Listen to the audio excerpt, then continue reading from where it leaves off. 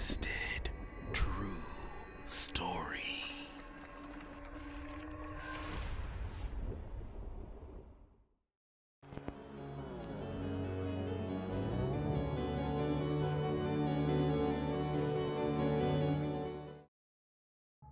We're going all the way back to the fall and winter of 1976 for this one.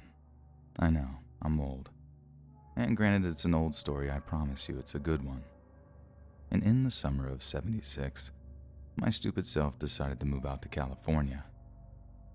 It was a well-meaning venture, I assure you, but a failed one in every conceivable aspect. I'd moved back to Arkansas less than a year after I moved out there. No place like home, I suppose. But it also might have had something to do with a roommate I had when I was living in Sacramento. I was kind of a latecomer to the hippie movement, too young for the summer of love or the Vietnam protests, but seeing what the war did to my old man was just awful. I was young, real young when he came back, but I remember how different he was, just like a little piece of him was lost over there somehow. So, it wasn't until the mid-70s that I got a wild hair up my butt to move out to San Francisco. My old man said he'd give me $100 in bus money if I stayed in high school long enough to graduate. So, I did.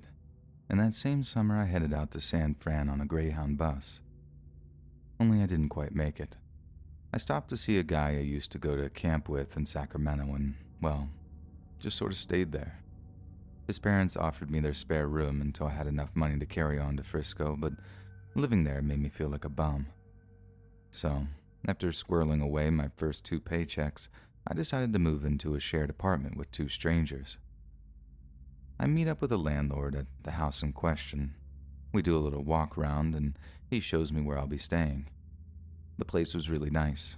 3 separate bedrooms, 2 bathrooms, then all the ground floor facilities you could imagine. Kitchen, laundry room, TV room, garage, and the rent was enticingly low considering it was such a nice place. Both guys who lived there were out at work at the time, so I didn't get to meet any of them in advance, and obviously I wasn't permitted to nosy around in either of their bedrooms, so I really didn't get a sense of their personalities. But boy, was that about to change fast. A week later, I moved into the free room and met the 2 guys I'd be living with. One guy was named Richard, and the other guy was named Brad. Richard seemed kind of weird and untidy, but he seemed to mostly keep to himself, while Brad was much more friendly and outgoing. The thing was, Brad was moving out at some point over the following 2 weeks, and he wanted to give me the skinny on Richard before he left. Basically, he asked me how badly I needed the room. I told him real bad. It was either there or be homeless for the foreseeable future. And that's when he tells me that Richard can be cool when he wants to be, but he's definitely a few cards short of a full deck. I asked him what he means by that, and he just replies, "You'll see. Just keep your eye out for other apartments. The Bee generally has some good listings." At first, I just figured I'd waded into some slightly bitter roommate rivalry or politics, and I wanted nothing to do with it. I wasn't about to take sides after having been there for a grand total of 5 minutes, so I decided to play it diplomatically. But Brad was right. Richard was really weird. And not even weird in a fun, hippie way. He wasn't just waving his freak flag high, man. He was the freak flag, all on his own. First time I noticed was when I walked into the kitchen and Richard was sat at the table, reading a newspaper while holding an orange on top of his head. I asked him what he was doing, and he replied something like, "Absorbing vitamin C." I laughed, thinking he was just being silly, but when I turned to look at him, deadpan. The guy was deadly serious. I start explaining that's not how nutrition works, and he responds by telling me not to lecture him on what goes on in his body, how it was his body and he knew best about it. Naturally, I'm just like, okay, dude, whatever you say, being as non-confrontational as possible, but the second I saw Brad, I conceded that he was right. Richard was crazy. Just how crazy, I had no idea, but I was sure about to find out. Richard's behavior remained curiously strange until the time that Brad moved out. It wasn't anything too scary, just stuff that made you roll your eyes or shake your head. Like at one point, we're eating dinner in front of the TV, and Richard kind of sits up, stares into space for a moment, checks his own pulse, then says, "My heart just stopped beating." Brad seemed to have learned his lesson how to deal with such insane behavior because he falsely expresses some mild concern before suggesting Richard go take a nap, which he then does. Like some hypochondriac child, he finished his dinner, then goes to take a nap to alleviate his, what, his dead heart? I have no idea. Like I said, it wasn't scary, just kind of annoying. All the scary stuff came after Brad moved out. In fact, I think Brad was the only thing keeping a lid on Richard's behavior, because the same day Brad leaves is the same day Richard took a turn for the worse. So, like I've mentioned, I was working part-time in Sacramento, working 5-hour shifts, 4 days a week over at a nearby grocery store. One day I get back from my shift and Richard is standing over the bathroom sink, looking into a piece of broken mirror he'd propped up against the counter, and he's shaving all his hair off with a straight razor. "New haircut, buddy?" I remember asking him. "No, it's my skull. I think it's fractured." "Well, better get down to the hospital, Dickie boy. I hear those can be quite serious." I'd pretty much adopted Brad's approach wholesale by that point, kindly acknowledge and then disengage. But Richard responds by telling me that not only is his skull fractured, but that he can feel the plates moving around under his skin. Now, I'm no doctor, but I was 99% sure that that was impossible. And when I took a look at his request, there was no bruising, no blood, nothing. He's just having another one of his hypochondriac health scares. One time we're having dinner and Richard dropped me a compliment on my sausage gravy. It was like a double compliment, since it was my mom's secret recipe too. Turns out Brad was right. Richard could be nice when he wanted to be. But then he somehow managed to ruin the moment by saying something like, "Yeah, you're a real good cook. Much better than my mom. She used to try and poison me." Again, like the thing with the orange, I thought he was cracking a joke, so I laughed. But just like the thing with the orange, he simply stares at me, totally straight-faced, and I realized that it wasn't a joke. Only this time he's actually kind of offended that I didn't take him seriously, and that's the first time I saw Richard's mean side come out. He just stared at me, holding his knife and fork so hard his fists were shaking, and for a moment, I was actually scared he was just going to lunge at me from across the table. Instead, he picks up his plate, clears it, then marches off up to his room. A few hours later, he apologized for being so rude. I forgave him, and thus the cycle began anew. He'd act perfectly normal, then some weird outbursts would have me reconsidering Brad's suggestion on keeping an eye out for a new apartment. But until I could get more hours at the Safeway, that just wasn't an option for me. If you remember, I moved into the apartment during the fall, and Richard's behavior had been, at worst, amusingly bizarre for the majority of my stay. But the closer and closer we got to Christmas, the more he seemed to be slipping further and further into some downward spiral, and it had turned out to be one he'd never fully recover from. And it was definitely one that was made entirely worse by our use of recreational drugs. Like I said, late-blooming hippie here, so when Richard suggested we get our hands on some pot and LSD, I just thought, groovy, you know? I didn't stop to consider that might be a terrible idea given his psychological issues. I actually kind of thought drugs might help him, but good lord did that turn out to be total naivety. Like I said, I thought a trip or two might help Richard out, give him a little perspective, but using drugs just sparked some sort of fire in him. He didn't just use them recreationally like me and my buddies had back in Little Rock. He used them habitually. He tripped every night for a week, until I literally had to hide the little eyedropper of acid I'd bought for us. And when he finally came out of it, he was all kinds of messed up. The day after he sobered up, I heard him coming down for breakfast, and when he walks into the kitchen area, and I look up, I see he's as naked as the day he was born. Obviously, I'm like screaming, "Richard, put on some clothes for Christ's sake." He just responds with, "Why?" Grabs some cereal, pours himself a bowl, then just sits down to eat. I was just getting progressively, insanely more uncomfortable, and I couldn't bring myself to eat in front of a naked man like that, so I just got up and walked out. Huge mistake. Because I didn't properly address the whole nudity thing, he took that as him having a free pass. So, with an infuriatingly ever-increasing frequency, I'd have my roommates stumbling around the house, totally nude, while taking pulls on a bottle of Jack Daniels. Now, most people I've told this story to, they have said that they'd have been gone the moment the nudity thing started. But what can I say? It was the 70s. I was something of a freak myself, and if I couldn't handle one little weirdo in Sacramento, how was I going to stomach rubbing shoulders with hardcore Frisco hippies once I made it out there? Nope. Instead, the final straw was coming home to find him making cocktails. So like I said, I walk into the house one day and I hear the blender in the kitchen whirring. I wait for the break in the whirring to call out to him as I walk into the TV room. He had to walk that way to get to the kitchen, asking him what he's making. He just replies, "Cocktails," in this dull, flat tone that let me know that he was wasted. But when I enter the kitchen, I get this strong odor of whiskey, along with something else.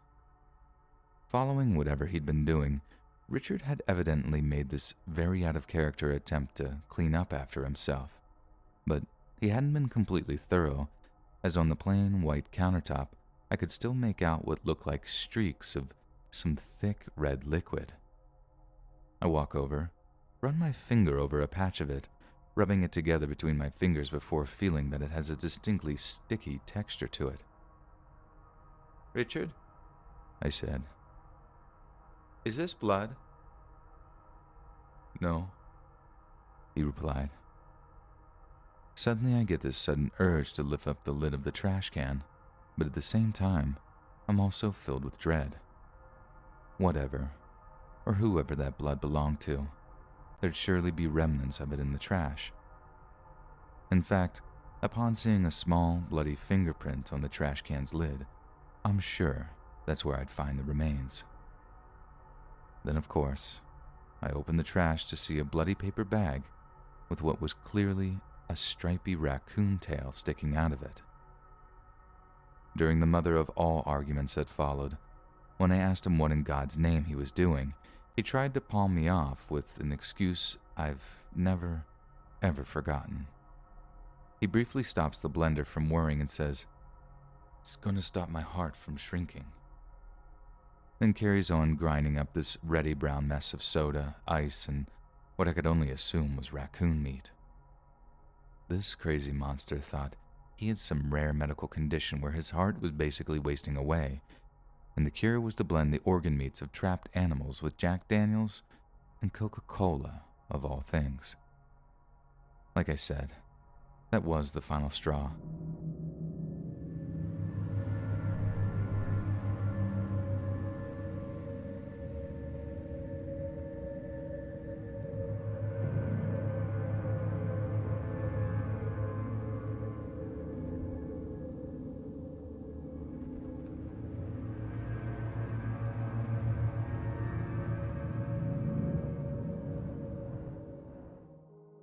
So, for some context, I'm a guy, and this happened when I was 18. I was planning on moving out of state for college, and I didn't want to pay the ridiculously high price for student housing. So, me and my mom turned to Craigslist for better options. We found a lot of places near the school and for a reasonable price, but one we found would live in infamy for me. We found a place for $500 per month in an area near the school, so we instantly took it. On the day before my school's orientation, me and my parents drove down to the school and rented a hotel room for 2 nights. On the way down, I was texting the guy about the room, to which he gave a description as well as the address to where I would be going. I'd like to note that I was the one that was filtering through the options while my mom sent links for any new openings.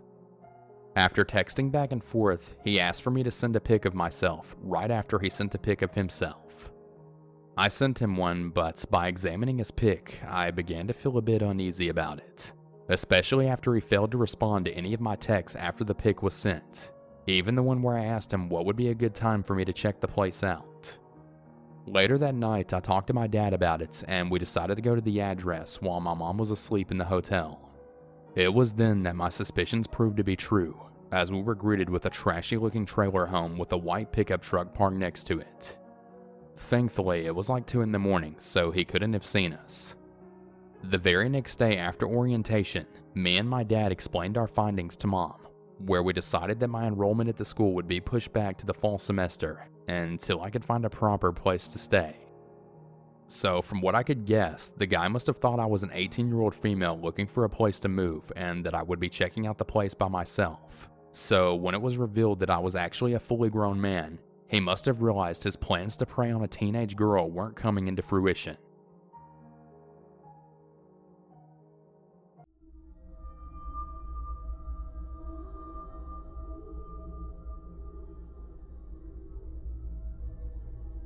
Ah, yes, the college life.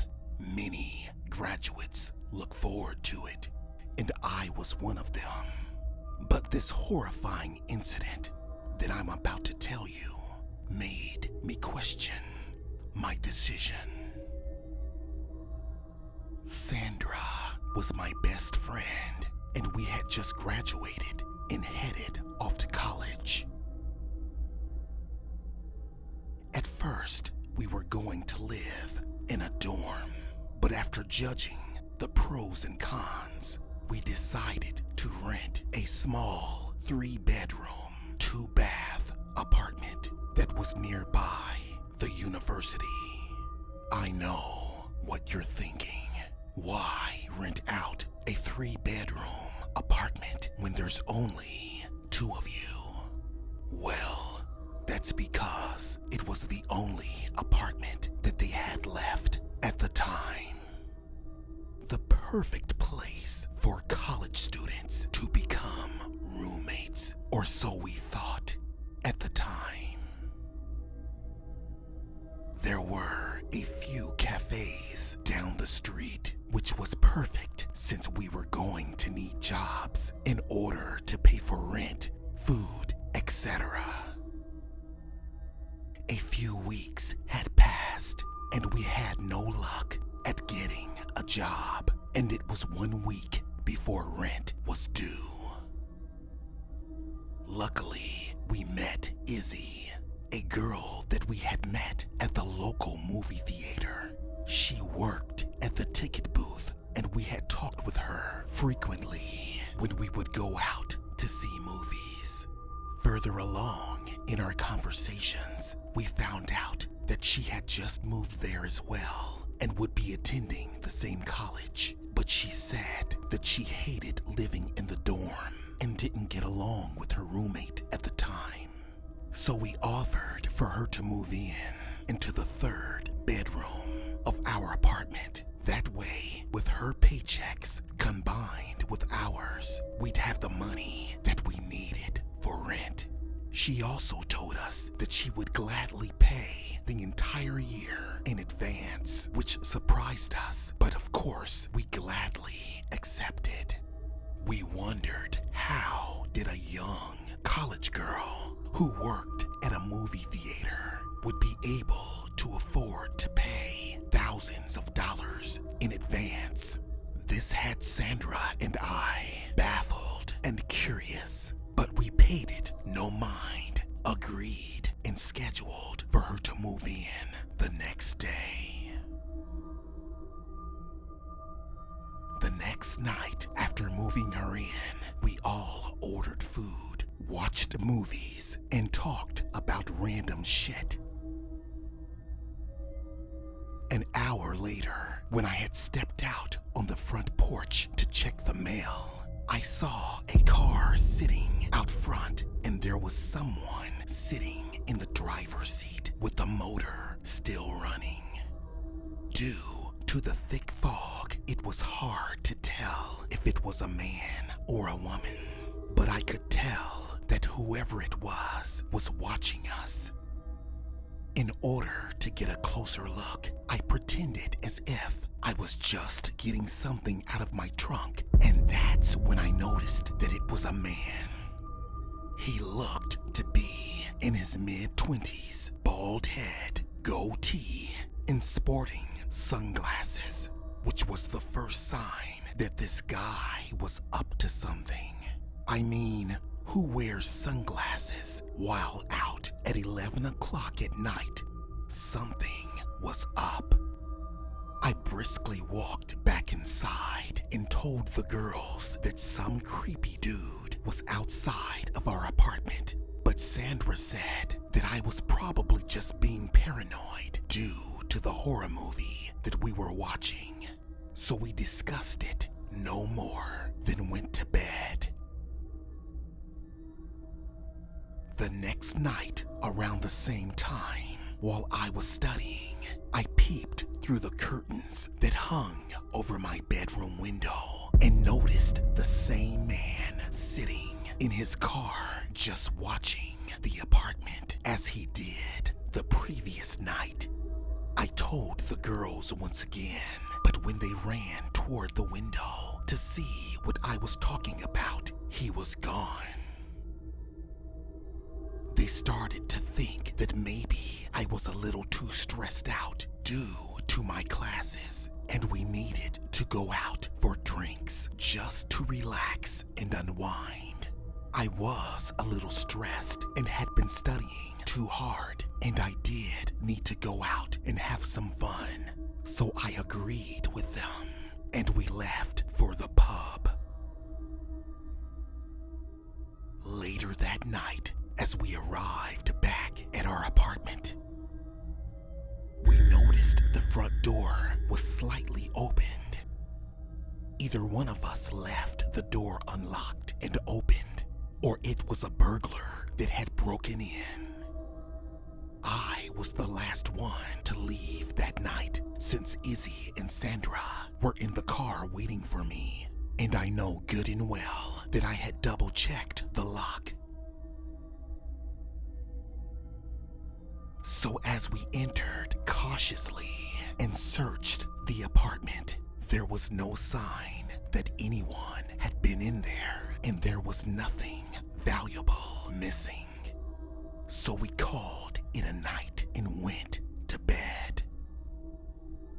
I tossed and turned for about an hour, but then soon dozed off to sleep. Then, all of a sudden, I heard a loud scream. It was coming from Izzy's room. Seconds later, as Sandra and I barged into the room to see what was the matter, Izzy had a gun pressed firmly to her head, and the guy holding it was the same creepy guy that had been watching us. I asked who the fuck was he, as Izzy's eyes flooded with tears and her body was trembling uncontrollably. "He's my boyfriend," she said, which confused Sandra and I because she never mentioned anything about a boyfriend. She said that they had broken up before she moved away to college. "But tell them why I am here," he said, pressing the gun further into her temple. She then revealed that she had made one of the biggest mistakes. She then revealed that he was one of the biggest drug dealers in their town. And before she left for college, she made the biggest mistake by stealing 70 grand from him in order to pay for her tuition and living expenses.